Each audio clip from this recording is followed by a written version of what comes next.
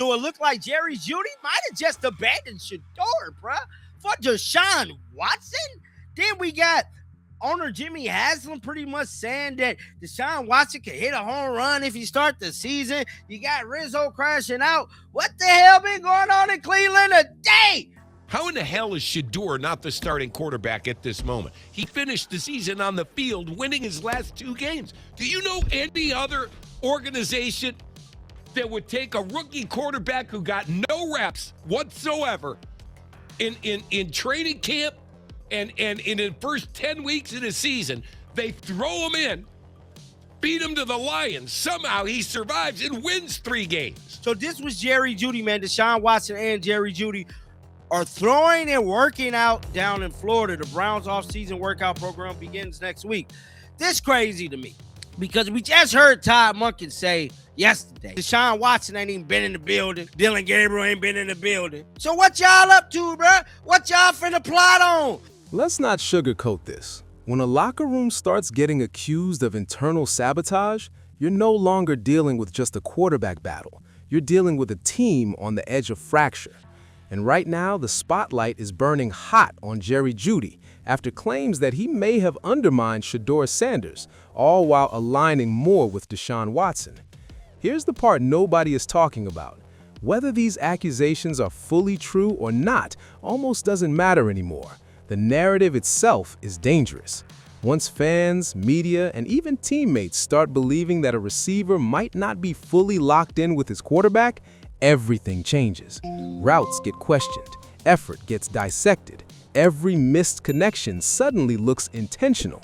And in a situation like Cleveland's, where the Cleveland Browns are already dealing with a high-pressure QB battle, this kind of storyline hits like gasoline on fire.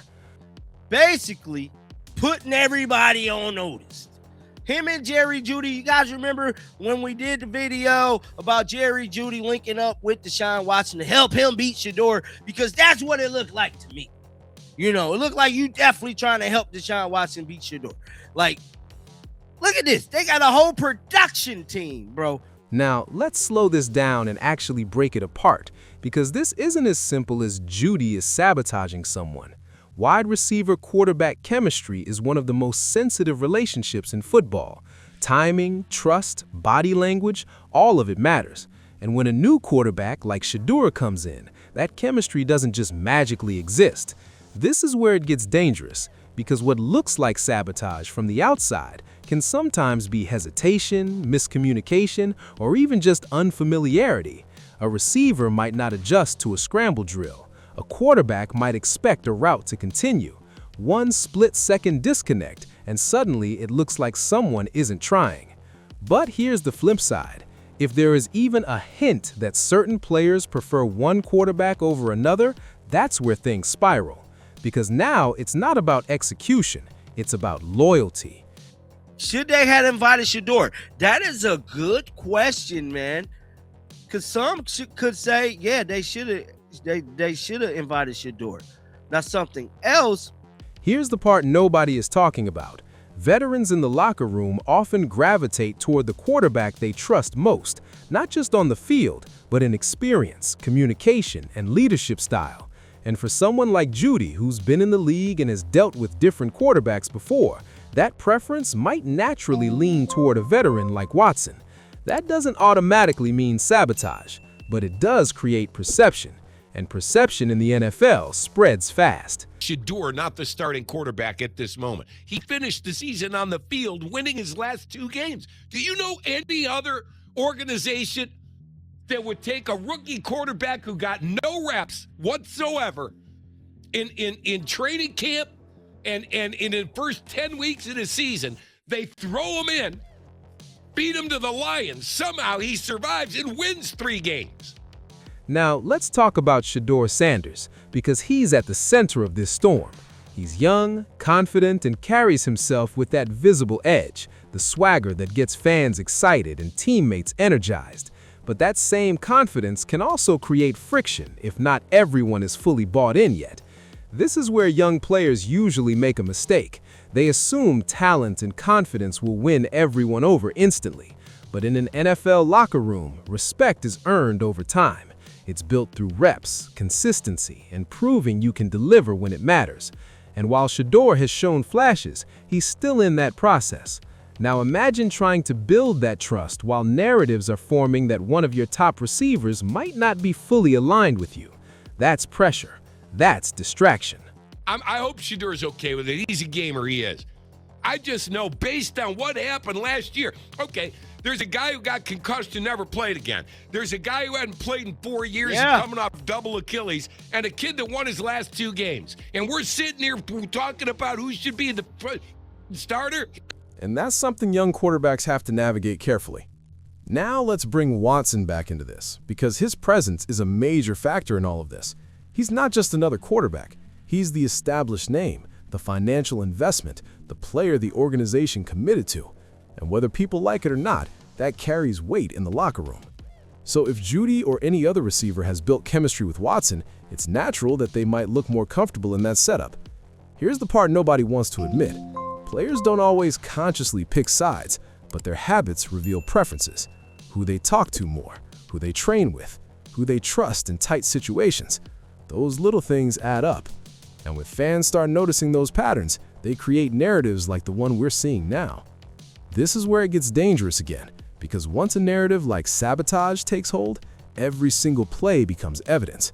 A dropped pass, intentional. A missed route, on purpose. A lack of effort, proof of division.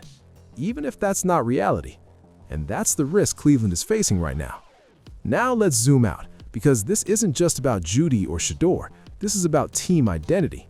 The Browns are at a crossroads. They have a veteran quarterback trying to reclaim his form and a young quarterback trying to claim his future. And the locker room is caught in between. This is where leadership becomes everything. Because if the coaching staff, especially Kevin Stefanski, doesn't establish a clear direction, these tensions don't resolve themselves. They grow. They divide position groups. They create subtle fractures that show up on Sundays.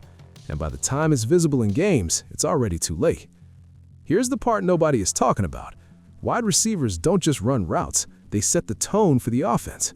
Their energy, their effort, their engagement, it spreads.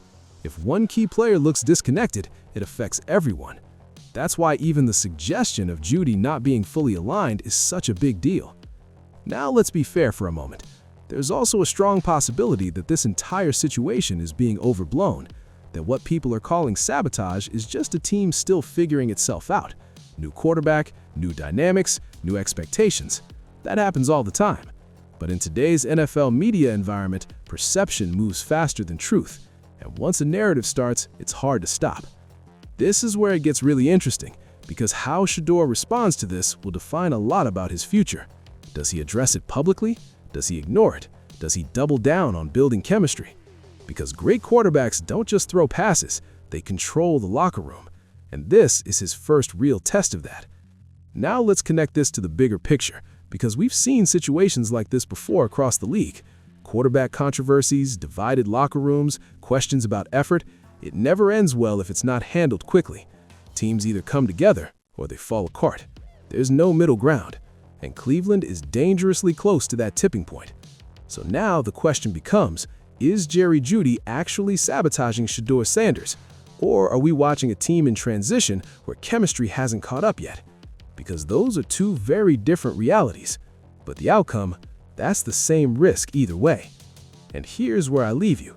If you're the Browns and you believe Shedeur is your future, do you start building everything around him right now, even if it creates tension? Or do you stick with Deshaun Watson and hope the locker room stabilizes? Because whichever path you choose, someone is going to be unhappy. And in the NFL, that's when things really start to break.